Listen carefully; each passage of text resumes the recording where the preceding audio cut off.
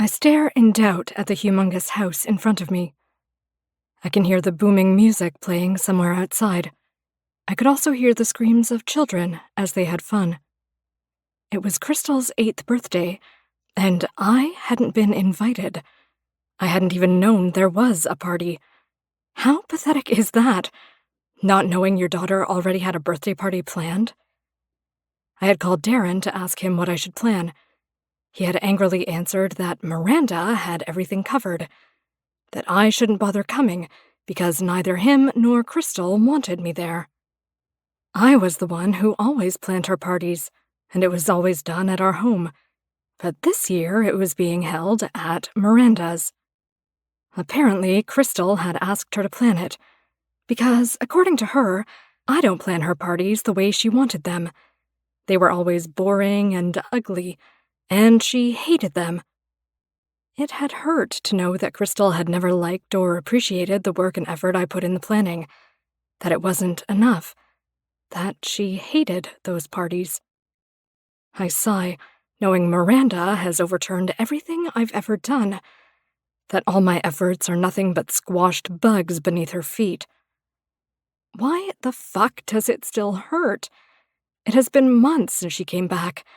I should be used to the new reality by now, but I was still holding on.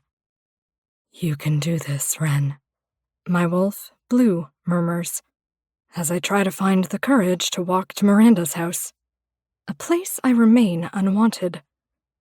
"This is our pup's party, and we shouldn't miss it," Blue continues. If I had thought what Darren did was painful, then I had no idea how this would tear me up. That Crystal and Darren hadn't wanted me there on the day I fucking gave birth to her. The door was open, so I stepped in, and I was in complete awe. Everything was beautiful. It looked like something out of a fairy tale. I follow the sound of the music, and I end up in the backyard. The lush field had been transformed into a dream. Pink and white flowers covered the ground, tables covered with glittery gold tablecloths. Everything looked fancy and upscale. No wonder Crystal hated my parties. My self-confidence takes a hit, knowing that nothing I had done had been good enough for Crystal. "What are you doing here?" The shout brings me out of my thoughts. I turn to look and find Crystal. She stares at me in anger and disgust, as if my very presence would ruin the day for her. Her shout had attracted the attention of guests, both humans and wolves. I don't speak, unable to comprehend what changed in Crystal, why she all of a sudden hated me. Was it something I did? Something I said? "I don't want you here. Leave, and don't ever come back," she screamed, her hands balled tightly in a fist. "Honey, I came to bring you your gift," I tell her gently, my voice trembling from trying to hold my tears back. I was really trying. The last thing I needed was to be the talk of the city. I could feel the pity from our packmates through the bond, and I know the majority don't agree with what Darren is doing, but I don't want their pity. I just want my family back. Crystal reaches out to take the gift. I was about to sigh in relief, to smile at her. But then she does something I never expected her to. She throws the gift to the floor before stomping on it, breaking the doll I had bought her. She stomped on the doll the same way she just stomped on my heart. "I told you I don't want you here, and I don't want your stupid and ugly present." How did it get to this? What did Miranda have that I didn't? What was it about her that made my family love her but hate me? All I had ever done was to love them, give them all of me, the best of me. I've done all I could to be the perfect mate and wife, to be the perfect mother.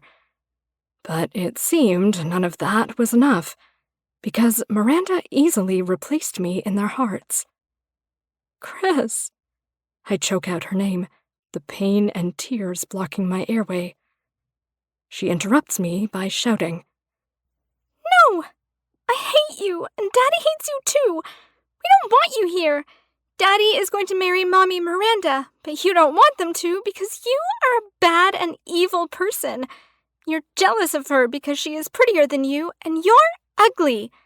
If you don't let Daddy be happy, then I'll pray for the goddess to punish you and send you to hell. I stumble back because I feel like I've been physically punched. That not only does she hate me so much she would wish me to hell, but also because Darren is planning to mate with Miranda. How had I turned from her mother to the villain in their fairy tale story? You don't mean that, Crystal. I'm your mommy, I cry out, unable to stop my tears from flowing. Why do I feel like my heart is being fucking torn into pieces, like it's been shredded into minced meat? You are no longer my mommy. I only have one mother, and that is Mommy Miranda, she declared strongly. She then turns her back to me and runs to Miranda.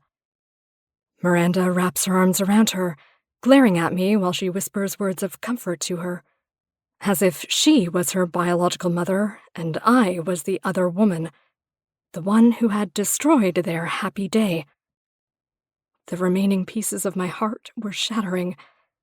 I don't think there was anything that could fix it, make it whole again. Before I even have a chance to pick my dignity up from the floor, Darren is there. He grabs my arm in a painful grip and drags me away. Please, Darren, I plead with him when we are almost to the door. Shut the fuck up, you stupid cunt! He is completely livid and furious, his eyes changing from black to yellow. I shut up, completely shocked he would call me a cunt, as if I was nothing but an annoying hoe that was trying to break up his happy family. It fucking hurts. His fingers leave my arm and wrap around my neck. He squeezes hard, choking the daylights out of me, his claws digging deep into my neck. I can feel the blood trailing down my neck, already soaking my blouse. Let this be the last fucking time I see you near Crystal or even me. Don't touch her, don't look at her, and don't even breathe the same fucking air as her. If you come even an inch near us, I'll fucking kill you. But she's my daughter. You heard her. You mean nothing to her, and you mean nothing to me. Without another word, he pushes me out of the door before closing it. I try to break my fall by landing on my hands and knees. I don't even register that I have bruised them, or that my neck, though healing, was still bleeding. The pain from my physical wounds couldn't compare to the one in my heart. How am I supposed to fight when I feel broken? What was the point, anyway? They no longer want me, wanted us. Blue is hurt beyond repair, retreated to the back of my mind. Hey! A sweet little voice brings me from my trance. A boy, around 10 years old, stands next to my car. He has blonde hair and gray eyes. He is a handsome little boy and looks really familiar. My daddy says that pretty girls shouldn't cry, and you're the most beautiful woman I have ever seen. He tells me, sweetly and strongly.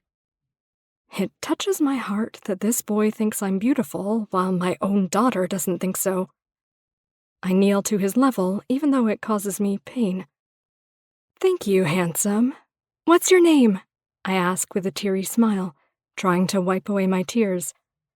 He smiles at me, and damn, does it light up his face. I'm Jax, and you're Crystal Mom. I don't mean to be bad, but I don't like Crystal all that much now. She was mean to you, and it made me angry. I also don't like my mom or Crystal's dad. What they're doing to you isn't nice. They're the ones who should be punished. He says with a hint of anger, his hands balled in a fist. It hits me after he finishes speaking. This boy trying to comfort me was Miranda's son. It also hits me that I could poison him against his mother. Say all manner of things to make him hate her, but I don't. It's not in me. I would never wish this pain on any mother. I know, baby, but she's still your mom, no matter what. You should love and respect her, I calmly and gently say. He looks intensely at me for a while before saying, Okay, but just know that even though they don't love you, I do and you're the best. He then gives me a hug and a kiss on the cheek before leaving. I don't know what it is about Jax, but I feel a connection to him.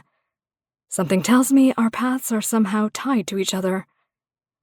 I get in my car and drive away from my daughter and mate, feeling better for the first time in months, and it was all because of my enemy's son.